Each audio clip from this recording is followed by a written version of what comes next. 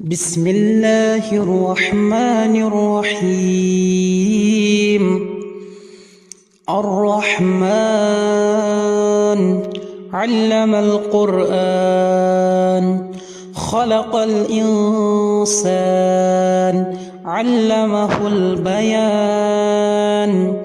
الشمس والقمر بحسبان، والنجم والشجر يسجدان. والسماء رفعها ووضع الميزان، ألا تطغوا في الميزان، وأقيموا الوزن بالقسط ولا تخسروا الميزان. والأرض وزرعها للأنام، فيها فاكهة والنخل ذات الأكمام، والحب ذو العصف والريحان. فبأي آلاء ربكما تكذبان؟ خلق الإنسان من صلصال كالفخار، وخلق الجان من مارج من نار. فبأي آلاء ربكما تكذبان؟ رب المشرقين ورب المغربين، فبأي آلاء ربكما تكذبان؟ مرج البحرين يلتقيان، بينهما برزخ لا يبغيان. فبأي آلاء ربكما تكذبان؟ يخرج منهما اللؤلؤ والمرجان، فبأي آلاء ربكما تكذبان؟ وله الجوار المنشآت في البحر كالأعلام، فبأي آلاء ربكما تكذبان؟ كل من عليها فان، ويبقى وجه ربك ذو الجلال والإكرام. فبأي آلاء ربكما تكذبان؟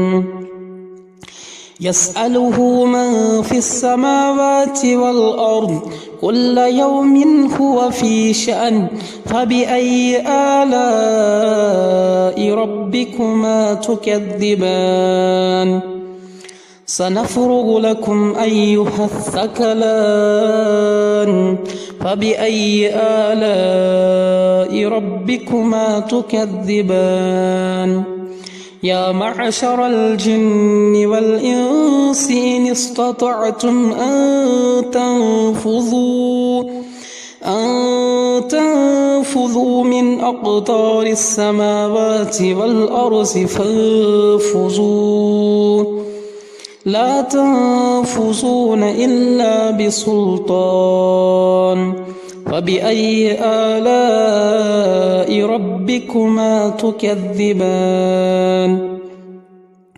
يرسل عليكما شواظ من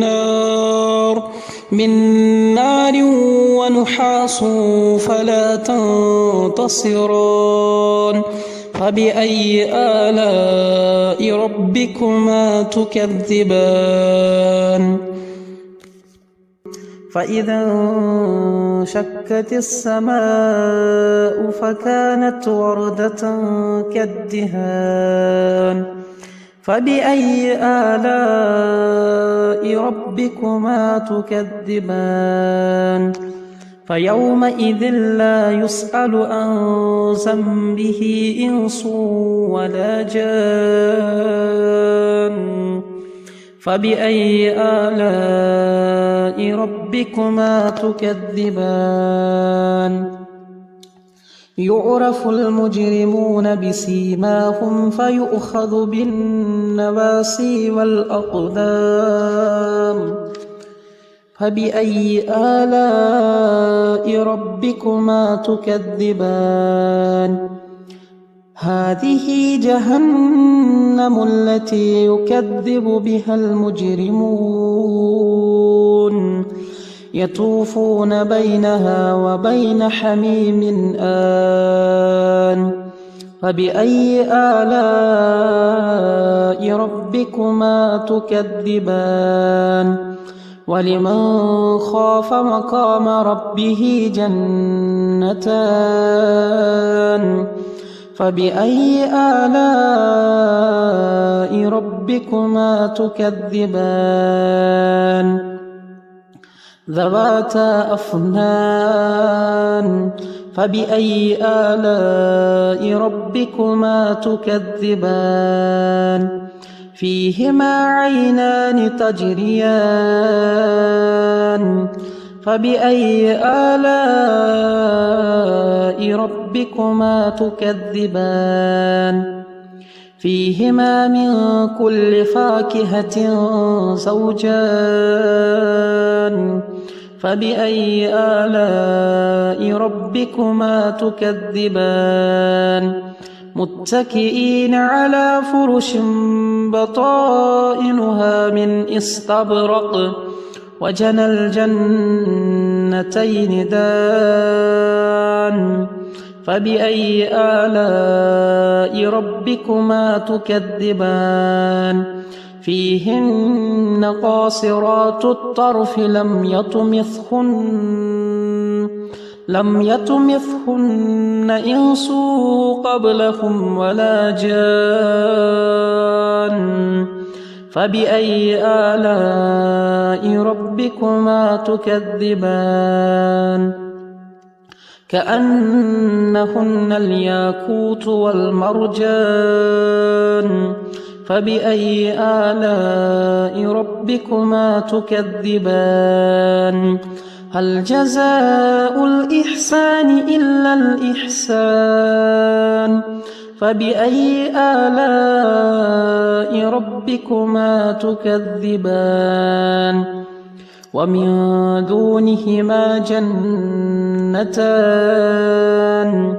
فبأي آلاء ربكما تكذبان مدهامتان فبأي آلاء ربكما تكذبان فيهما عينان نضاختان